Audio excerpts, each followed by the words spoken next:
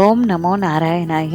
అందరికీ నమస్కారం అండి. ముందుగా అందరికీ తొలి ఏకాదశి పండుగ శుభాకాంక్షలు. తొలి ఏకాదశి పర్వదినం రోజు ఇంట్లో పూజ చక్కగా సింపుల్గా ఏ విధంగా నిర్వహించుకోవాలి, ఈరోజు స్వామివారికి ఏ నైవేద్యం సమర్పించాలి, ఎటువంటి విధి విధానాలు పాటించాలి, ఉపవాసం ఎలా ఉండాలి అనే పూర్తి సమాచారాన్ని వీడియో ద్వారా తెలుసుకుందామండి. అందుకని వీడియోని ఎక్కడ కూడా స్కిప్ చేయకుండా చివరి వరకు చూడండి. హిందువులు ముఖ్యంగా జరుపుకునే పండుగలలో తొలి పండుగే తొలి ఏకాదశి పర్వదినం. ఈ పండుగతోటి తెలుగు పండుగలన్నీ కూడా ప్రారంభమవుతాయి. ప్రతి మాసంలో వచ్చే ఏకాదశి పర్వదినాలకు ఎంతో విశేషమైన స్థానం ఉంది. ప్రతి సంవత్సరం మనకి 24 ఏకాదశి తిథులు వస్తాయి.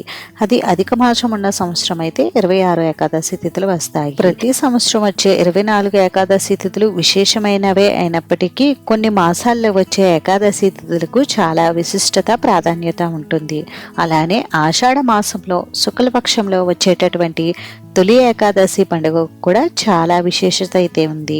ఈ తొలి ఏకాదశి పర్వదినం రోజే శ్రీమన్నారాయణుడు యోగనిద్రలోకి వెళ్లి 4 నెలల తర్వాత కార్తీక మాసంలో వచ్చే ప్రబోధిని ఏకాదశి రోజు మేల్కొంటారని మనకి పురాణాలు చెప్తున్నాయి. స్వామివారు శయనించే ఈ 4 నెలల కాలాన్ని చాతుర్మాస దీక్షగా అయితే వ్యవహరిస్తారు. ఈ రోజే స్వామివారి యోగనిద్రలోకి వెళ్లారు కాబట్టి దీనిని దేవసైన ఏకాదశి అని, శయన ఏకాదశి అని, హరివాసరం అని, పేలాల పండుగ అని, తొలి ఏకాదశి పర్వదినమని ఇలా చాలా రకాల పేర్లతో పిలుస్తారు. ఈ తొలి ఏకాదశి పర్వదినం రోజు ఎవరైతే స్వామివారిని అత్యంత భక్తి శ్రద్ధలతో నియమ నిష్టలతో ఆరాధిస్తారో వారు జన్మ జన్మాంతరాలలో చేసినటువంటి పాపాలు అన్నీ నశించి మోక్షం కలుగుతుందని, వైకుంఠ ప్రాప్తి కలుగుతుందని పురాణాలు చెప్తున్నాయి. మరి ఇంత విశేషమైనటువంటి ఈ తొలి ఏకాదశి పర్వదినం ఈ 2026 సంవత్సరంలో ఎప్పుడు వచ్చింది అని అంటే 2026 జూలై 25 శనివారం వచ్చిందండి. స్వామివారికి ఎంతో ప్రీతి అయిన ఏకాదశి తిథి స్వామివారికి ఇష్టమైన శనివారం రోజు రావడం చాలా విశేషమండి. ఈ రోజు తప్పకుండా ఆ స్వామివారిని పూజిస్తే ఆ స్వామివారి అనుగ్రహం తప్పక లభిస్తుంది. ఈ రోజు సూర్యోదయానికి పూర్వమే నిద్రలేచి ఇంటిని శుభ్రపరచుకుని పూజా మందిరాన్ని కూడా శుభ్రం చేసుకుని ముందుగా నిత్య పూజను పూర్తి చేసుకోవాలి.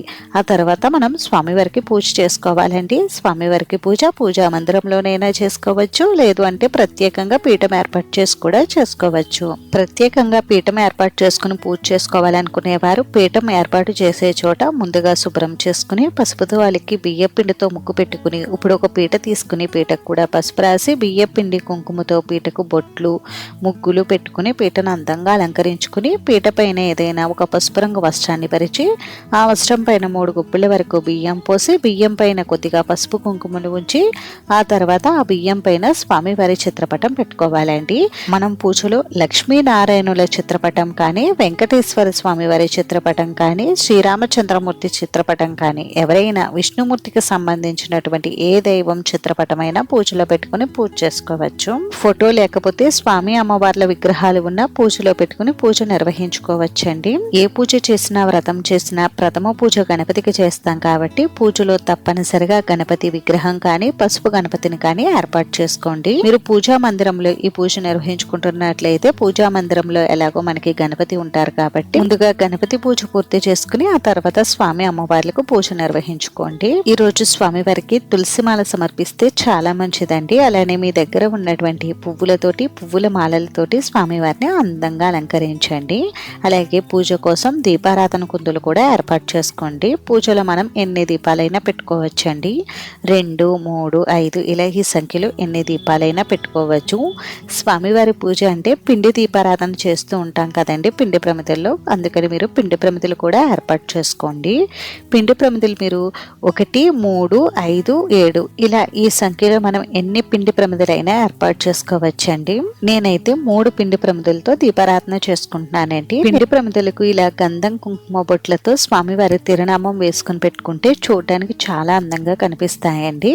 అలా చేయడం మాకు రాదనుకుంటే గంధం గంధం కుంకుమ బొట్లు పెట్టుకుని మీరు పిండి ప్రమిదలను ఏర్పాటు చేసుకోండి. ఈరోజు దీపారాధన కోసం ఆవు నెయ్యి ఉపయోగిస్తే చాలా మంచిదండి.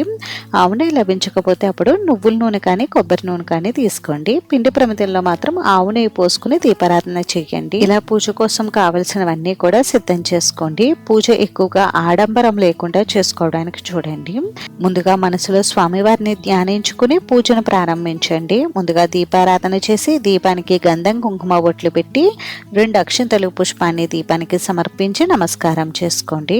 ఆ తర్వాత ఆచమనం చేసుకుని సంకల్పం చెప్పుకోండి. తర్వాత పంచపాత్ర గ్లాసుకు గంధం కుంకుమ బొట్లు పెట్టి పాత్రలో 2 అక్షింతలు ఒక పుష్పాన్ని ఉంచి పుణ్యనదుల పేర్లన్నీ చెప్పుకుని ఆ నీటిని పుష్పంతో కలిపి ఆ నీటిని పూజా ద్రవ్యముల పైన పూజా పీట పైన మన పైన చిలకరించుకోవాలి. ఆ తర్వాత ఘంటానాదం చేసి ముందుగా గణపతి పూజను ప్రారంభించండి. ముందుగా గణపతి పాదాల దగ్గర 2 అక్షింతలు పుష్పాలు ఉంచి స్వామివారికి నమస్కారం చేసుకోండి. ఆ తర్వాత స్వామివారికి షోడశోపచారాలతో కానీ పంచోపచారాలతో కానీ పూజ చేయండి. స్వామివారి శ్లోకాలు స్తోత్రాలు చదువుకుంటూ స్వామివారికి కొద్దిగా పసుపు కుంకుమ గంధం అక్షింతలు పుష్పాలు సమర్పించి నమస్కారం చేసుకోండి. స్వామివారి శ్లోకాలు స్తోత్రాలు నోటికి చదవడం రాకపోతే ఓం గం గణపతి నమః అని అనుకుంటూ స్వామివారికి పూజ చేయండి. తరువాత స్వామివారికి ధూపం దీపం నైవేద్యం సమర్పించండి. నైవేద్యంగా మీ దగ్గర ఏవి ఉంటే అవే నివేదించండి. తర్వాత స్వామివారికి తాంబూలం ఉంటే నివేదించి సాంబ్రాణి ధూపం చూపించి కర్పూర నీరాజనం సమర్పించండి. స్వామివారికి మంత్రపుష్పం ప్రదక్షిణ నమస్కారాలు సమర్పించి స్వామివారికి సాష్టాంగ నమస్కారం చేసుకోండి. ఈ పూజలో నేను తెలిసి కానీ తెలియక కానీ ఏవైనా పొరపాట్లు చేసుకుంటే క్షమించు తండ్రి అని స్వామివారికి నమస్కారం చేసుకుని స్వామివారిని 2 చేతులతోటి పట్టుకుని పైకి కిందికి 3 సార్లు కదిలించి యథాస్థానంలో పెడుతున్నానని చెప్పి నమస్కారం చేసుకోండి. ఈ విధంగా చేసుకుంటే గణపతి పూజ పూర్తవుతుంది.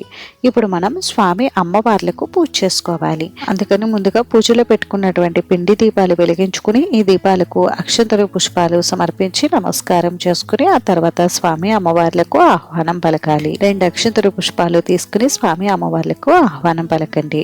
ఆ తర్వాత స్వామి అమ్మవార్లకు ధూపం చూపించి నమస్కారం చేసుకోండి. ఇప్పుడు స్వామివారికి షోడశోపచార పూజ నిర్వహించుకోండి. షోడశోపచార పూజ అంటే 16 ఉపచారాలతో పూజ చేయడం. అంటే ఆవాహనం, ఆసనం, అర్ఘ్యం, పాద్యం, ఆచమనీయం, స్నానం, వస్త్రం, వస్త్రయుగ్మం, పుష్పం, ఆభరణం, గంధం, ధూపం, దీపం, నైవేద్యం, నీరాజనం ఇలా 16 ఉపచారాలు ఉంటాయండి. 16 ఉపచారాలతో స్వామివారికి పూజ చేయాలి.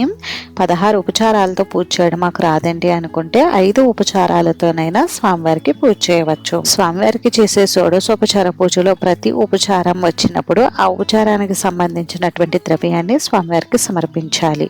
ఆ ద్రవ్యాలు మీ దగ్గర లేకపోతే అక్షంతలు కానీ పుష్పాలు కానీ సమర్పించవచ్చు. అదాంగ పూజ చేసేటప్పుడు అక్షంతలతో, అష్టోత్తర సతనామావళి చేసేటప్పుడు తులసి దళాలు కానీ పసుపు రంగు పుష్పాలు కానీ లేదంటే ఏ పుష్పాలు ఉంటే ఆ పుష్పాలతో పూజ చేయవచ్చు. లేదా అక్షంతలతోనైనా మీరు స్వామివారికి అష్టోత్తరం చేసుకోవచ్చు. స్వామివారి పూజకు తప్పనిసరిగా తులసి దళాలు ఉండాలి కాబట్టి కనీసం 2-3 తులసి దళాలు అయినా స్వామివారికి సమర్పించండి. పంచోపచార పూజ నిర్వహించేవారు ముందుగా స్వామివారికి అక్షంతలతో ఆహ్వానం పలికి ముందుగా పసుపు కుంకుమ గంధం అక్షంతలు పుష్పాలు సమర్పించి ఆ తర్వాత స్వామివారి శ్లోకాలు స్తోత్రాలు చదువుకుంటూ తులసి దళాలతో కానీ పుష్పాలతో కానీ పూజ చేయవచ్చు.